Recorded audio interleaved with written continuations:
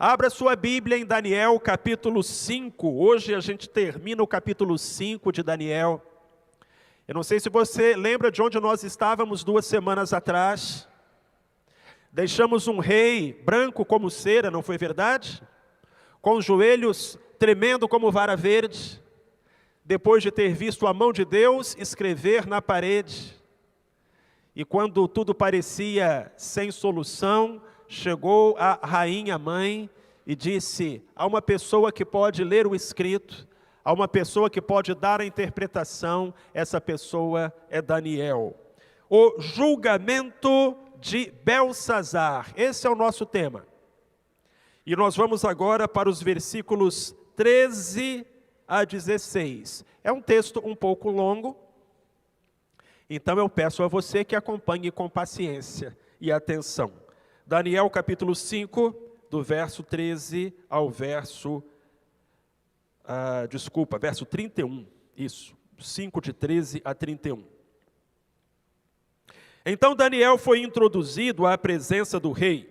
Falou o rei e disse a Daniel: és tu aquele Daniel, um dos cativos de Judá, que o rei, meu pai, trouxe de Judá?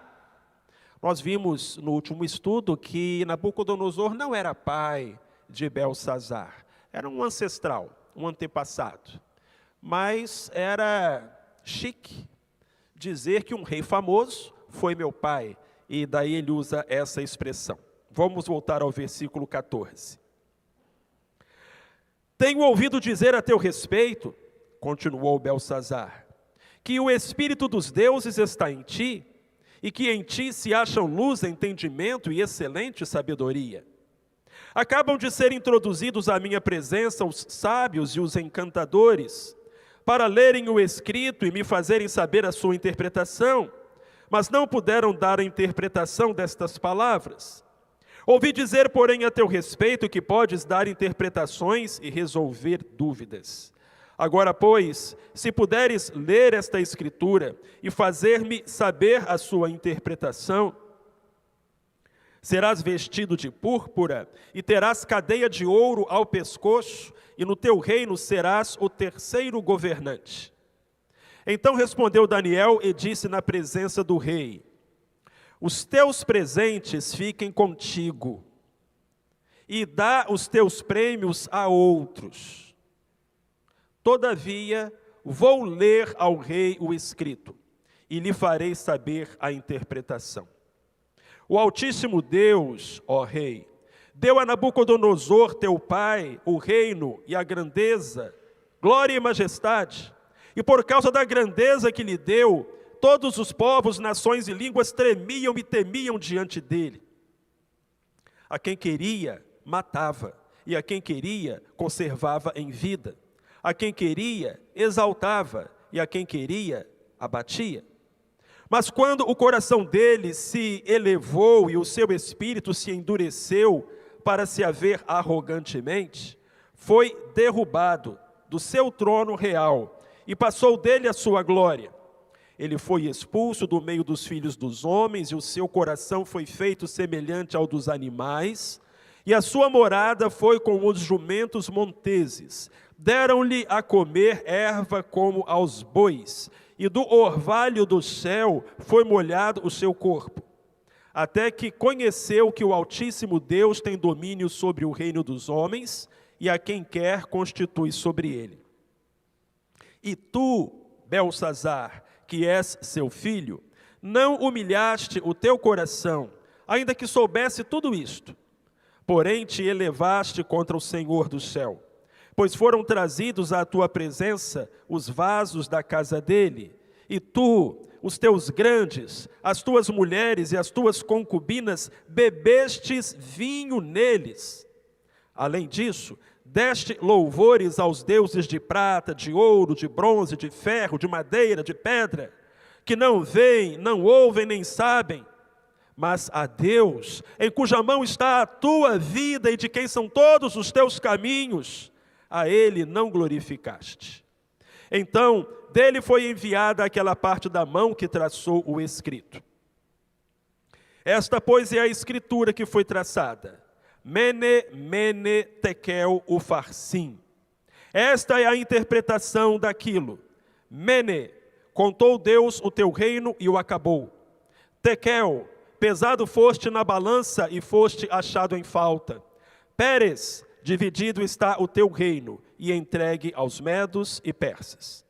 Então Belsazar deu ordem e vestiram a Daniel de púrpura, puseram-lhe uma cadeia de ouro ao pescoço e proclamaram a respeito dele que seria o terceiro em autoridade no reino. Naquela mesma noite, Belsazar, o rei dos caldeus, foi morto, e Dario o Medo recebeu o reino, tendo cerca de 62 anos de idade. Este é o texto. Bendita seja a palavra de Deus, lida aos nossos corações. Vamos rever pedacinho por pedacinho dessa passagem que nós lemos. A primeira coisa que somos informados é que Daniel foi chamado à presença de Belsazar, versos 13 a 16. O rei, acatando o conselho da rainha mãe, mandou chamar Belsazar, que nos últimos anos tinha ficado meio de escanteio, ali colocado de lado desde a morte de Nabucodonosor. E os anos haviam se passado. De acordo com os especialistas, nessa oportunidade Daniel estava com cerca de 80 anos. A gente que conheceu Daniel pequenininho, com 14, 15 anos, chegando em Babilônia com seus 3 amigos, pois é, o tempo passou. Passa para todo mundo, passou para Daniel. E agora, já na terceira idade, ou na quarta idade, ele é levado mais uma vez à presença de um rei para resolver um problema que os magos, encantadores, feiticeiros, astrólogos não conseguiram resolver. O rei pediu a Daniel 2 coisas. Primeiro, que lesse o que estava escrito na parede. Ninguém conseguiu ler. Segundo, que interpretasse o que estava escrito na parede. Se as pessoas não conseguiram nem ler, que dirá interpretar?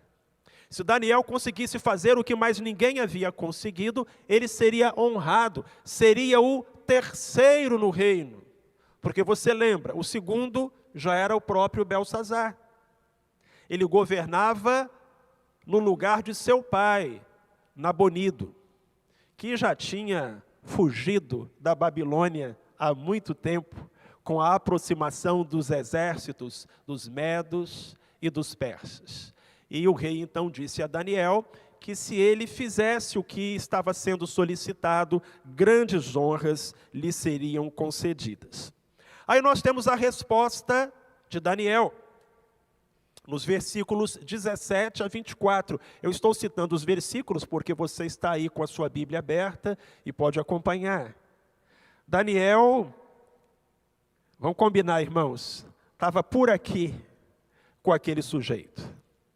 Daniel não usa de nenhuma diplomacia, de nenhuma formalidade, ele quebra o protocolo, ele não é respeitoso com este rei, porque o rei não havia sido respeitoso com Deus. Daniel já começa falando, dê os teus presentes para outro, que os teus prêmios fiquem contigo. Não quero saber, se vem de você eu não quero. Se é honra, se é bens materiais, se é qualquer coisa que vem de você, Belsazar, pode ficar. Mas, como eu sou um servo de Deus, eu vou ler o que está escrito e eu vou lhe dar a sua interpretação.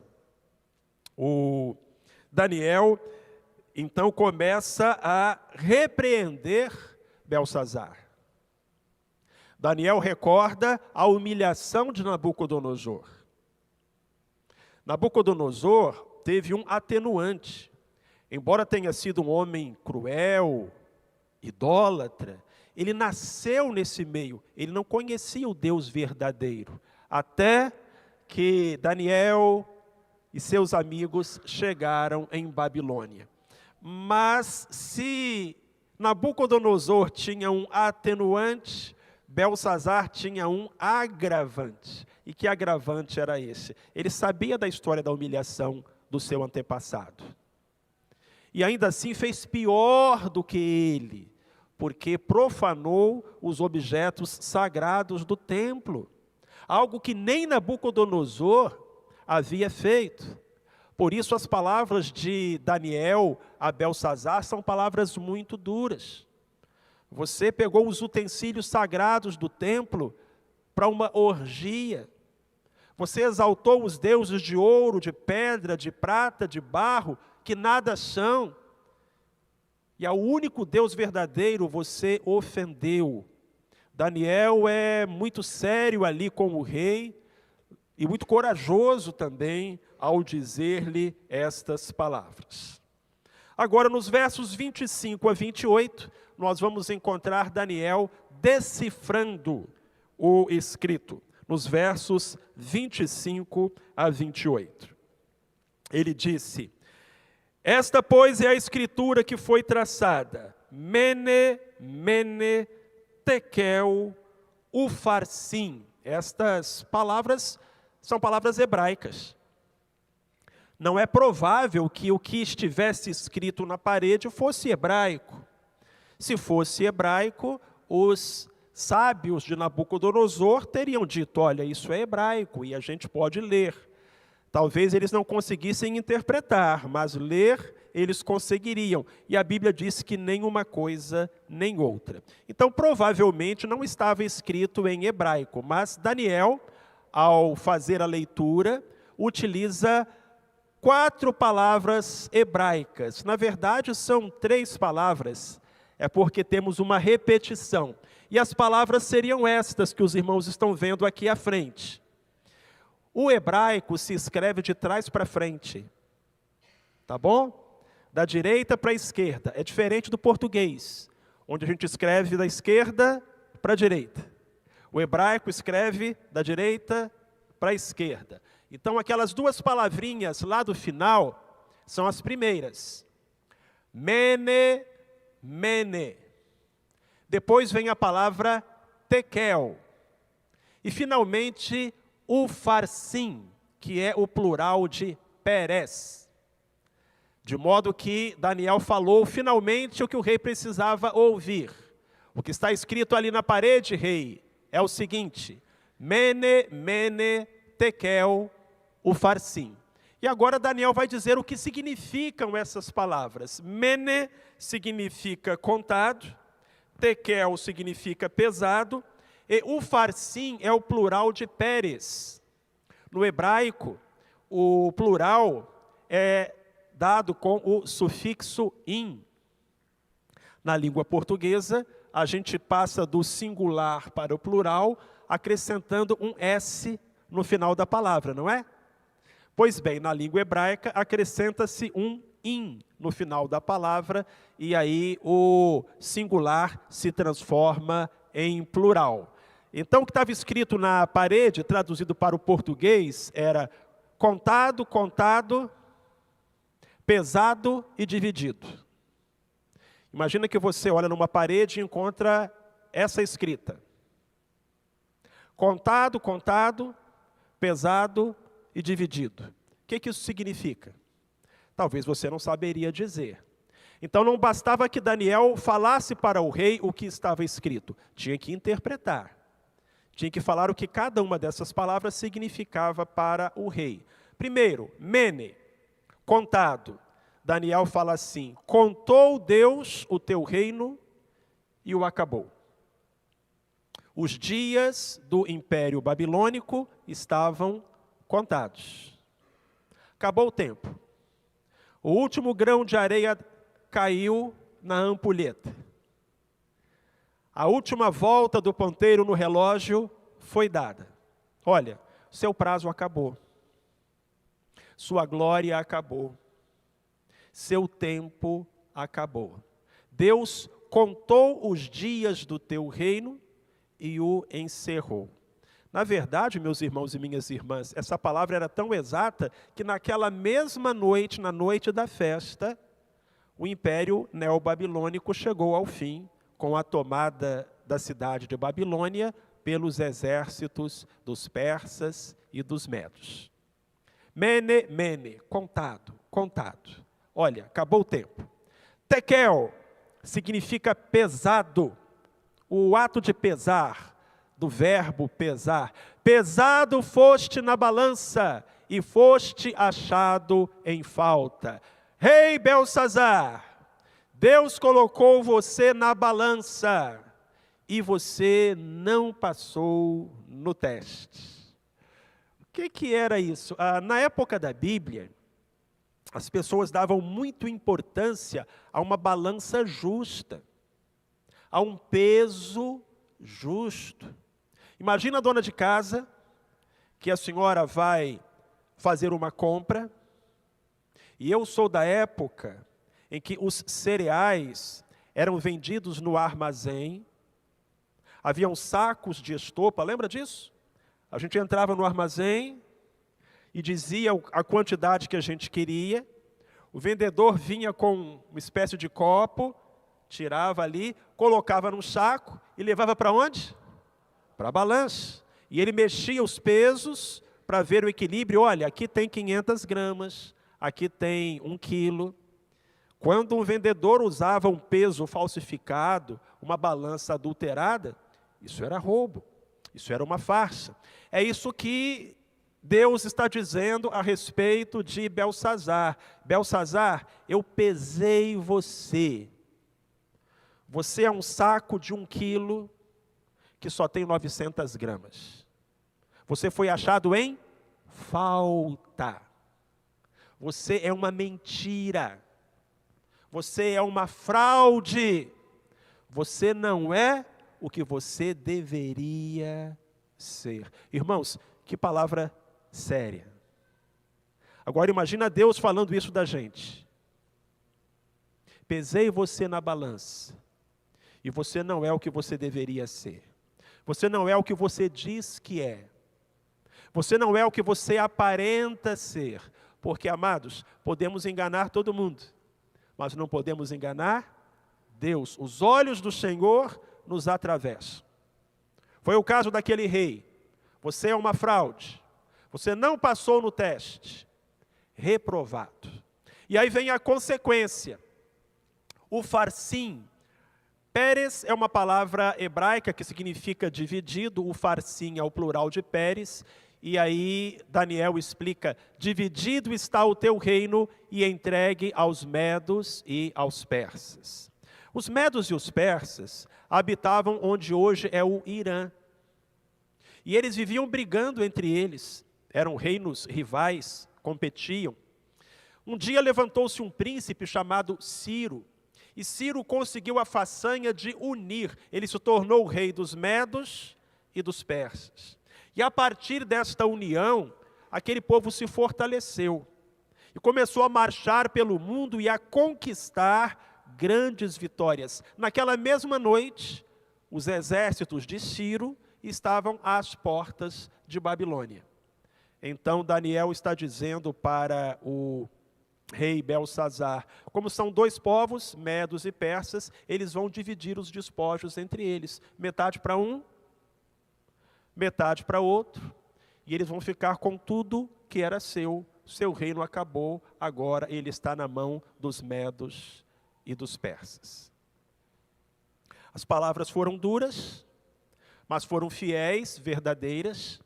Então Belsazar tinha que cumprir com o seu juramento, e ele de fato fez isso. Nos versos 29 a 31, nós vamos encontrar o rei honrando Daniel.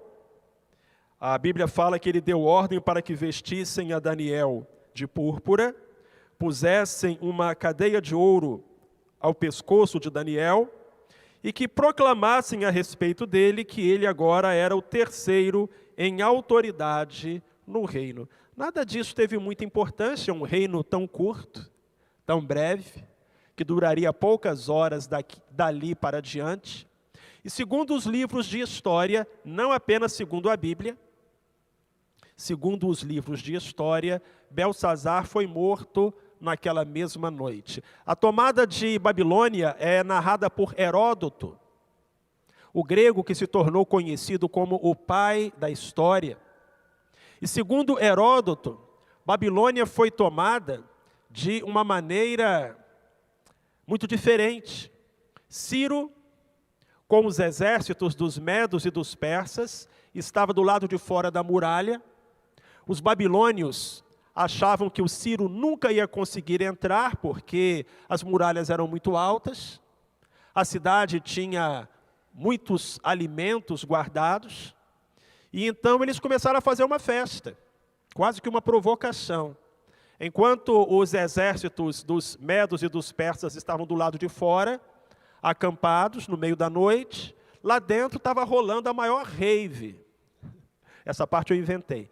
Lá dentro estava rolando a maior festa, um festival. Não era só no palácio, você entende isso? Não era só no palácio do Belsazar que estava acontecendo uma festa. A festa era na cidade toda. Ciro teve uma ideia. Ele sabia que o rio Eufrates atravessava a Babilônia. Ele chamou alguns soldados e os soldados desviaram o rio. Fizeram uma represa. A água seguiu em outra direção. O leito ficou seco. E por aquele leito seco, eles entraram na cidade de Babilônia. E os soldados não perceberam, por causa do barulho da festa. Heródoto registrou tudo isso porque foi uma derrota humilhante. Babilônia, a cidade mais importante do mundo, caiu sem resistência. Naquela mesma noite, o seu governante foi morto e, então, dali para diante, a cidade e todo o império neobabilônico se tornaram possessão dos medos e dos persas. E vou falar mais um pouquinho sobre isso na quarta-feira da semana que vem, quando formos apresentados ao rei Ciro, ao rei Dario, e nós vamos ficar sabendo quem foram esses reis, mas agora já não mais falando dos babilônios, e sim dos medos e dos persas. Essa é a história. E o que nós aprendemos com ela? Pelo menos 3 coisas. A primeira coisa que nós aprendemos com essa história é que Deus escreve. Quando alguém escreve algo, é porque é sério. Uma pessoa de pouca credibilidade diz-se a respeito dela: o que ele fala não se escreve. Porque o escrito é sério, foi colocado no papel. Deus escreve, Deus registra. Para Deus as coisas são sérias. E o mesmo Deus que escreveu na parede do palácio de Nabucodonosor é o Deus que está escrevendo no céu a respeito da sua vida e da minha. A Bíblia diz que até de uma palavra ociosa que dissermos, haveremos de dar contas no dia do juízo. E isso faz a gente pensar nas palavras que a gente diz e nas coisas que a gente faz. Segunda lição que nós aprendemos: devemos estar preparados para o julgamento de Deus. Mais uma vez eu quero citar a Bíblia, que diz que todos compareceremos perante o tribunal de Cristo. Então, quanto a isso, não há dúvida. A única questão é se estaremos preparados para esse dia ou não. Belsazar não estava preparado. Mas o tempo dele foi contado, ele foi medido e reprovado e morto naquela mesma noite. Se essa fosse a minha noite ou a sua noite, nós estaríamos preparados para comparecer perante o tribunal de Cristo, sem arrependimentos, sem remorsos, sem temores. Terceira e última lição: só com Cristo, só com o auxílio de Cristo, podemos permanecer em pé no juízo divino.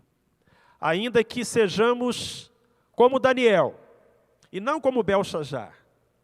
Ainda que sejamos como Daniel, tementes, fiéis, leais, continuamos sendo pecadores. E se não estivermos assinalados pelo sangue do Cordeiro, não poderemos permanecer em pé no dia do juízo. Vamos ler juntos, meus irmãos, o que está escrito lá em Apocalipse capítulo 20. Você pode ler comigo, por favor, em voz alta, Apocalipse 20, do verso 11 ao verso 15. Está projetado aqui à frente. Vamos lá?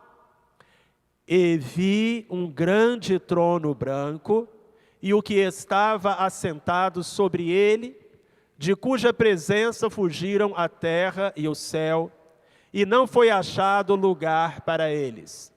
E vi os mortos, grandes e pequenos, em pé diante do trono.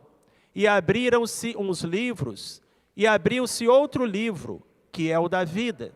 E os mortos foram julgados pelas coisas que estavam escritas nos livros, segundo as suas obras. O mar entregou os mortos que nele havia, e foram julgados cada um segundo as suas obras. E a morte e o Hades foram lançados no lago de fogo. Esta é a segunda morte, o lago de fogo. E todo aquele que não foi achado inscrito no livro da vida, foi lançado no lago de fogo. Isso faz a gente pensar, não faz? Faz a gente refletir. Lá no céu, tem um monte de livros. E um deles, na capa, está escrito o seu nome. E Deus está escrevendo. E Deus está registrando. O que Deus vai escrever a seu respeito? Que pela misericórdia do Senhor sejam coisas boas. Mais coisas boas do que ruins. Que esteja escrito lá, ele se arrependeu. Ela mudou de vida. E a partir de um determinado dia, seguiu por uma outra direção. Mas o que nos encoraja é que o texto fala também de um livro no singular, que é o livro da vida. E nesse livro é escrito o nome daquele que recebe a Jesus como seu Senhor e Salvador. Amém?